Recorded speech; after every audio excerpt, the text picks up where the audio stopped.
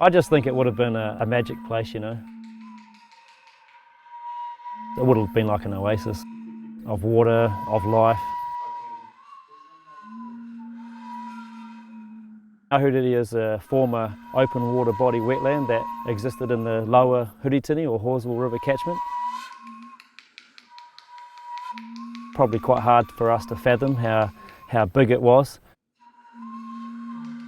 It was 170 hectares roughly of open water surrounded by raupo, harakeke.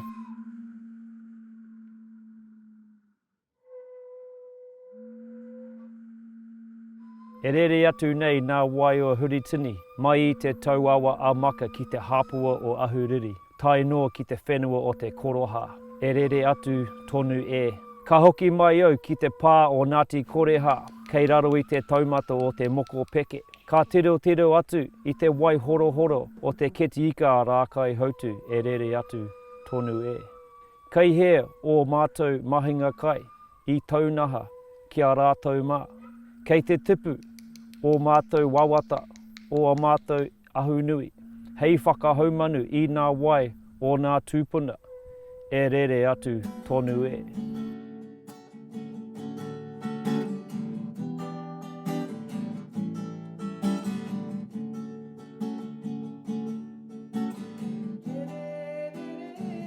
It was a place where our people came together, and it was renowned as a significant mahinga kai for Ngāi Tahu at the time.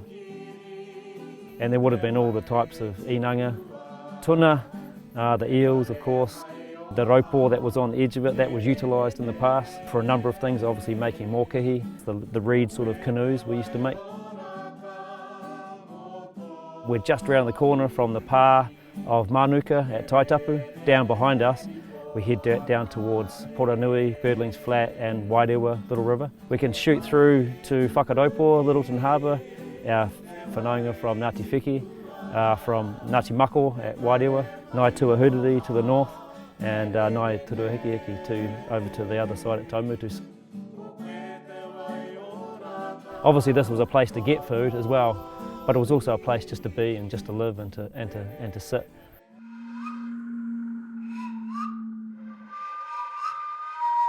During the land purchases, the biggest one around here is the 1848 Kemp's purchase, they would call it, of Canterbury, where Ngāi Tahu sold Canterbury to the Crown, but we reserved for ourselves our mahinga kai. That was what we believed, that places like this would be ours and we'd be able to keep coming to them, but it didn't quite work out that way.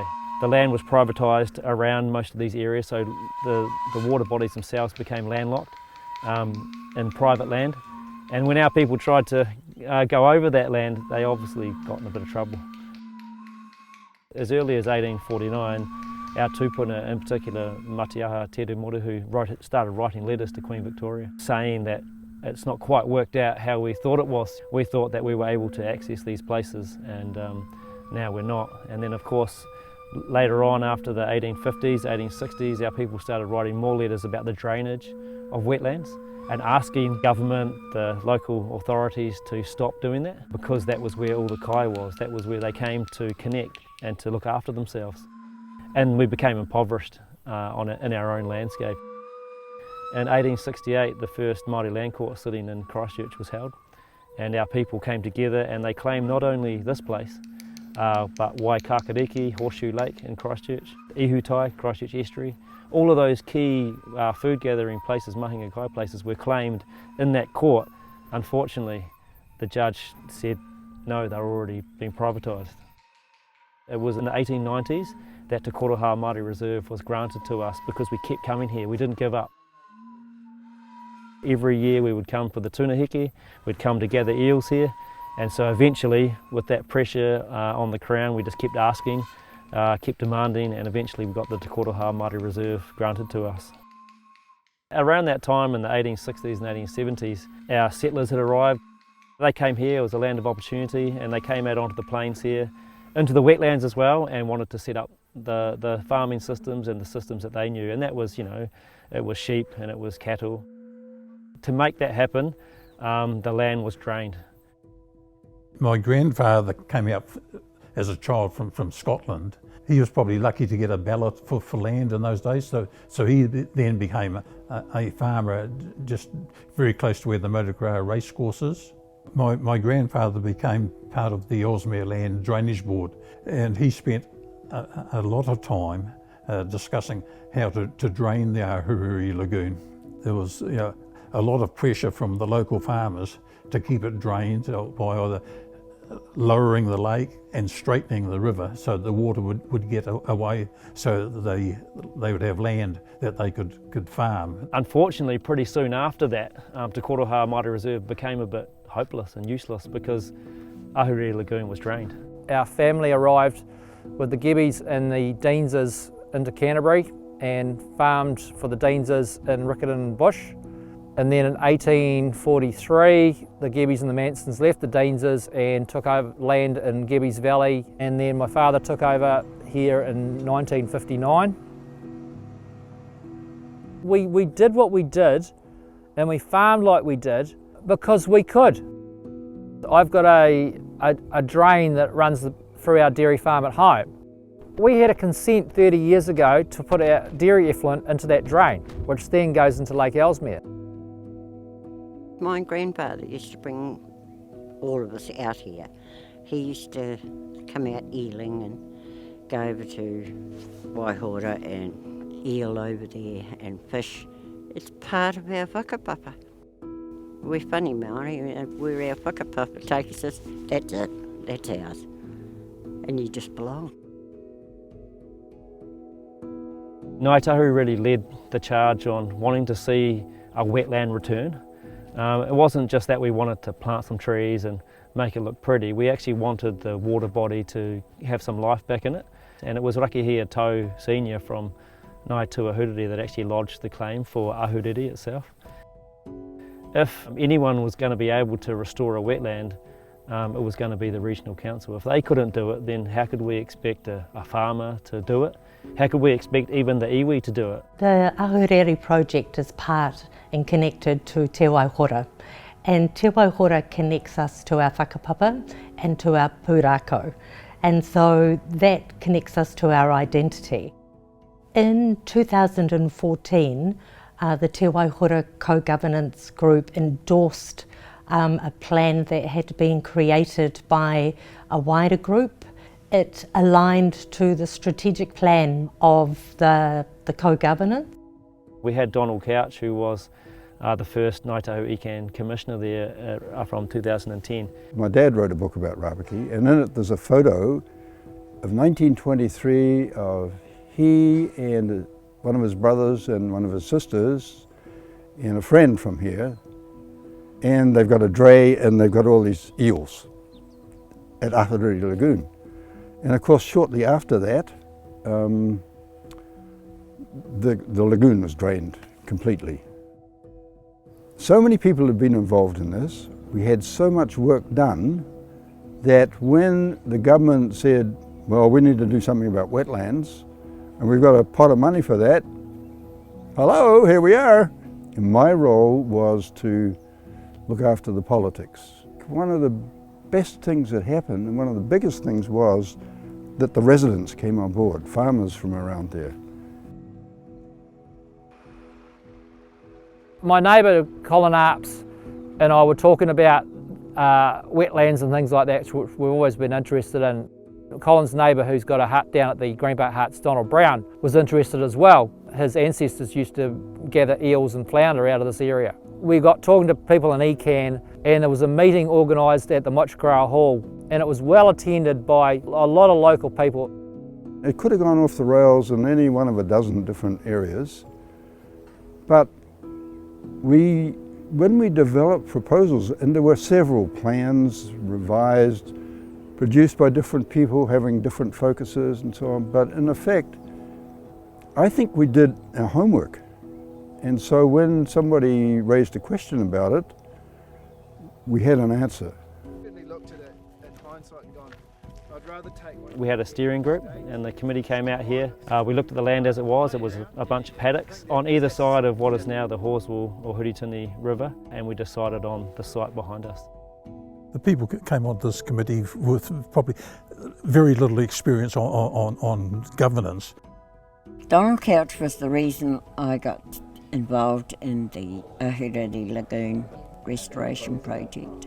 When he turned to being a commissioner for ECAN, he asked me to take over his role. We talked for quite a while about the history of the site and the importance of it, and a number of values, but we hadn't sort of tackled how we'd physically get a wetland at this site. And I came along to one of those meetings with my thoughts on it. It ranged from putting weirs in the river to raise water levels. That particular meeting, I'm hearing, was a kind of a turning point for the project, where it just kind of was a bit of a catalyst or galvanised people into thinking about the solution rather than talking about constraints and problems and that kind of thing. I remember sitting around those meetings and working with the runanga and all the partners, and three things really popped out. One was water quality, so we wanted to know whether we could take water off the Huritini in through this wetland and could we improve it. So that became one of the major drivers. The other one was to improve mahinga kai, so the food gathering quality and quantity in this lagoon, and also about improving overall biodiversity. We never had to have a vote on anything. We always reached consensus, and I don't think there was any meetings where we went away that everybody wasn't talking to each other. We learned to win and lose gracefully. We put in a bid under the co-governance arrangement, working with the runanga. It was for $3.5 million. Some of that was coming from MFE and some of it was coming from Environment Canterbury. In this area there had been a lot of community engagement for a plan for the Ahuriri area. We were able to involve the community. From there, that led to a process of coming together and working through the design of a reconstructed wetland. The construction process was massive, but it was done over a 4 hectare area. So we've got the main wetland here, but also the original channel of the Huritini, which is quite an important part of the process as well, to reopen that up and to let water back in. There were a number of challenges, largely due to the position on a large, very, very flat plain. The big concern was groundwater and the ability to continue excavation at depth, and also the weather and not being caught out by rainfall. As expected, there were a couple of big rainfall events that quickly turned it into a wetland before it's quite ready to be a wetland. When you've got agricultural soils that have been fertilised for many years, there's a risk that when you make those into a wetland that phosphorus will leach out and will actually create a source of phosphorus into the lakes. So we were able to do a laboratory test to look at the risk under the sort of conditions that would be in the wetland. We found that the risk was actually very low, which was good, so we didn't have a problem there. One of the challenges is that the Huritini, the Hallswell, has one of the lowest gradients of any river in Canterbury. It's very slow flowing. We made sure that with Mana Whenua, we organised a site blessing before any construction started in here. A short time after construction began, we had a major issue. We found that the design water level had to be offset by 300 mils. The project was put on hold until this issue was looked into further. If we hadn't got the design level corrected, then it would have impacted the survival and performance of the wetland planting that went in. As part of the delivery of the Ahuriri Lagoon project, we installed 80,000 aquatic plant species into the wetland areas of the constructed lagoon, and we installed 52,000 terrestrial plants into the drier areas. We actually made sure that there was an area where we could put some old logs in. There's even an island further back that was all purposely designed. We didn't anticipate some of the struggles we've had with the soil type out here. In dry conditions, the soil really packs hard on top and it really just goes rock solid. I really like the idea of establishing a significant seed source of well-propagated plants in the area, because that's a contribution to the catchment. That was quite a sort of special moment to allow that water to start flowing down the old channel and then start to come into the lagoon.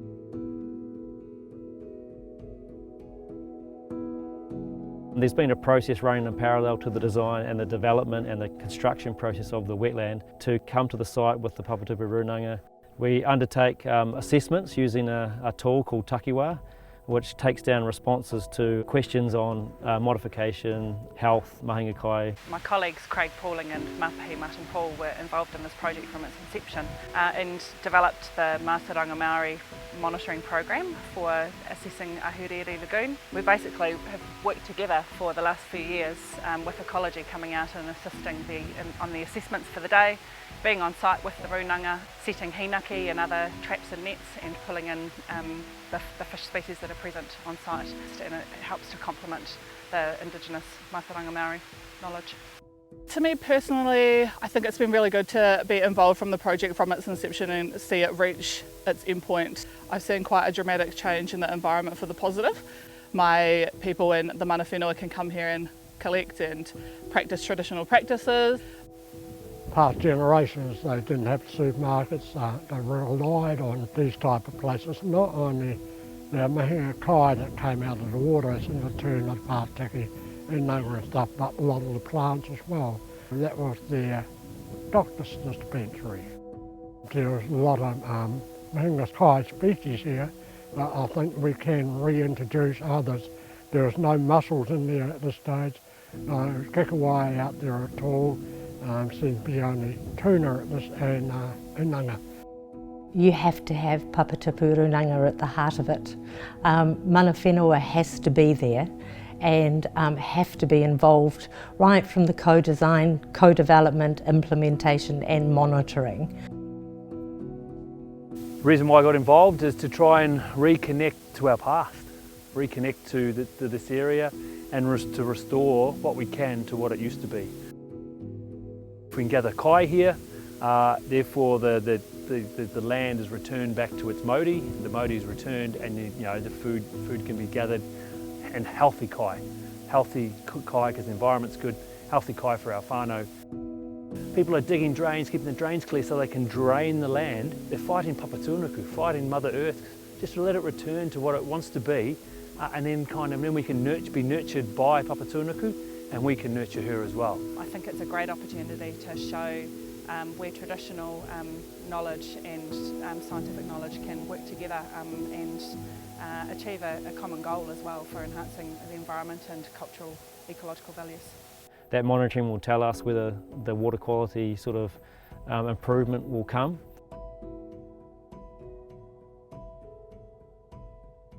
I haven't been here for a year now. This is fantastic, totally transformed.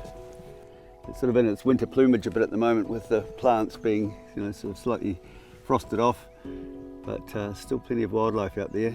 It's a real nice mix of open water and planted zones. Having come from being a paddock to now being this sort of really beautiful natural wetland area, it just looks so natural just fitting into this landscape here. I was really brought in, I think, probably for my experience and expertise in building wetlands in the past and being involved in that, but also because we're wanting to monitor the performance of this wetland, particularly how it improves water quality. So what we're trying to do is we're measuring the flows that's coming in and the concentration of contaminants that's coming in and also what's coming out. And the difference between those is what is removed. To do that, we've got to put in quite a lot of gear to actually measure that flow, and included in that is probes that can do near continuous measurement of some things, and other things we're going to be using automatic samplers to take samples out of that water that's coming in and going out.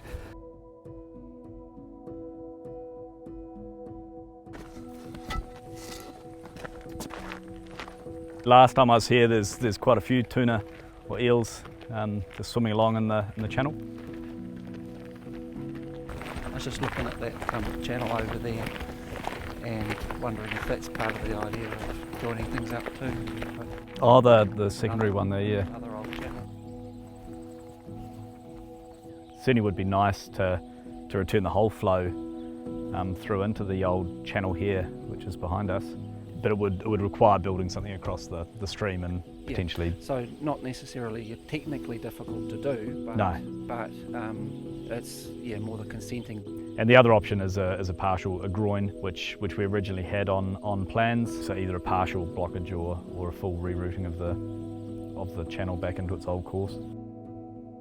One of the things we've built into the restoration work here at Ahuriri is involving local schools. There's a local trust, Te Kakariki, that's been involved with their Kids Discovery plant out. So we've brought them on board to ensure that we get engagement with local school children and of course their families and the community, the wider community. Not only do they plant some trees at the end of the day and help restore the wetland, but they're also learning about the history, the mātauranga of this area. They learn about the biodiversity that's here, that was here and that is here. They do some monitoring. I hope in time that creates some guardians, some kaitiaki for this place. Water quality is a really big issue for New Zealanders. And I think they've given the message to the government and the government's got behind it that it's time to do something. There's a long way to go on not just Ahuriri but I suppose for everyone in the country to understand what Te Manawa Te Wai actually means. For me it means about upholding the values of a place, especially in terms of waterways, in terms of the species that call these places home. So if you look at the aims of Te Manawa Te Wai, it's to stop the degradation of fresh water, it's to start doing some actions immediately, and it's to restore the damage to fresh water in our ecosystem. And the Ahuriri project meets all of those aims. If we think of mana whakahaere, kaitiakitanga, manaakitanga and governance, it allows for Ngāi Tahu to be involved in all of those kaupapa within Te Manawa Te Wai. So when you've got a country that's dependent on agriculture and you've got to actually find solutions that farmers can use and that we can put in place to actually solve these problems. And one of those options is constructed wetlands that can filter the runoff and remove a lot of those contaminants. We need to test and demonstrate that we can do it, to quantify what that is, how big they need to be, where they should go, what they can achieve. This is definitely a start to us to try and right the wrongs that were done in the past. Yeah, this work that I do and that we do is really founded on how we can address some of the impacts that we're having on the landscape and have better water quality and biodiversity outcomes.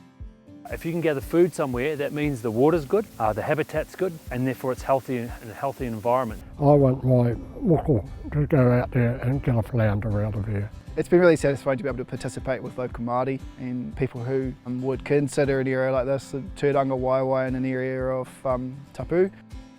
I grew up on the shores of Te Waihora. I played in Te Waihora. I gathered mahinga kai from Te Waihora. So anything that contributes to Te Waihora to me is a good project. It's been a community thing. It hasn't been Māori, it hasn't been European, it's been everybody.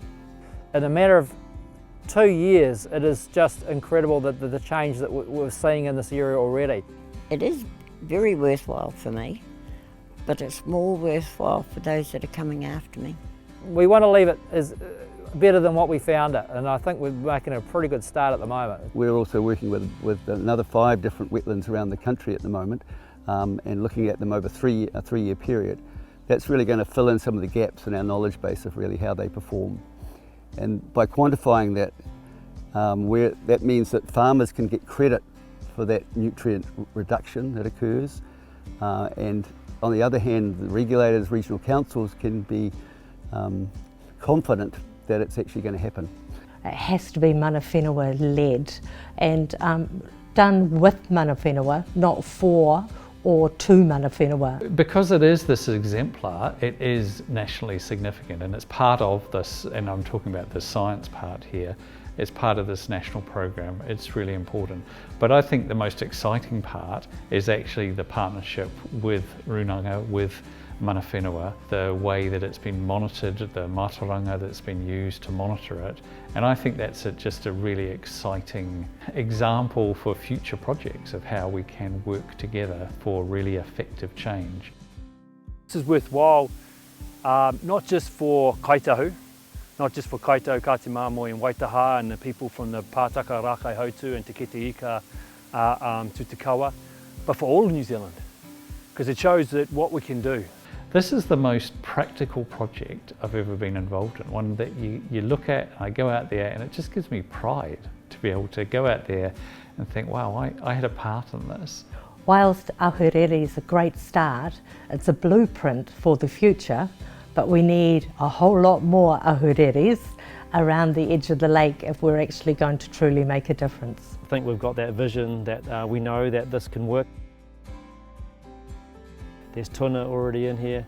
There's also frogs, and most recently we fished some inanga, some adult inanga that were all full of babies and eggs, so that was pretty cool to see.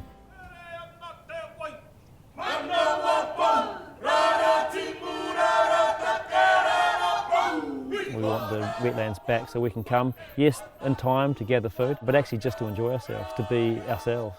And I think this is a good example of, you know, working together collaboratively between the Crown, between regional authorities and iwi, as well as the community, to try to get something to happen that does give the mana back to a waterway.